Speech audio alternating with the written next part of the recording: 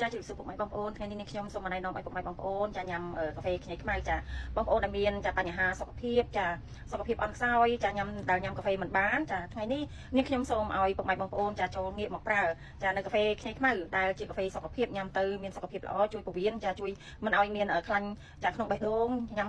ការពារមិនឲ្យឡើងជាតិអាស៊ីតមិនឲ្យឡើងជាតិស្ករចាហើយការពារទឹកនោមផ្អែមចាអ្នកមានជំងឺទឹកនោមផ្អែមក៏អាចញ៉ាំបានហើយអ្នកមាន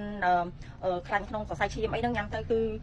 កាត់បន្ថយជាតិខ្លាញ់ច្រើនចាស់ឲ្យធ្វើឲ្យរាងយើង slim ញ៉ាំទៅគឺឆ្ងាញ់មែនតើចាញ៉ាំឆ្ងាញ់ហើយនឹងត្រូវច្រើនមុខមែនតើចាគឺញ៉ាំទៅមានសុខភាពល្អ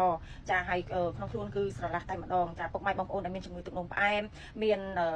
ខ្លាញ់រោគបេះដូងនិងឡើងជាតិអាស៊ីតហ្នឹងពុកម៉ែបងប្អូនសូមងាកមកប្រើចាកាហ្វេខ្ញីខ្មៅធម្មជាតិចាកាហ្វេខ្ញីខ្មៅធម្មជាតិនេះគឺនាំចូលមកពីប្រទេសម៉ាឡេស៊ីផងដែរហើយញ៉ាំទៅគឺមានសុខភាពល្អចាចង្រឹងមាំញ៉ាំទៅគឺមិនមានជាតិស្ករចាសម្រាប់អ្នកទឹកនោមផ្អែមសូមងាកមកប្រើកាហ្វេខ្ញីខ្មៅនេះគឺញ៉ាំបានហើយឆ្ងាញ់តែម្ដងឈ្ងុយឆ្ងាញ់តែម្ដងហើយពុកម៉ែបងប្អូនដែលចង់យកលក់បន្តនេះខ្ញុំមានបោះដុំនិងលក់រាយចាដូច្នេះហើយសូមពុកម៉ែបងប្អូនបើចង់យកទៅលក់បន្តសូមតាក់ទងមកនាងខ្ញុំផ្ទាល់ចាសូមអរគុណចាកុំភ្លេចណាកាហ្វេសុខភាពខ្ញីខ្មៅចា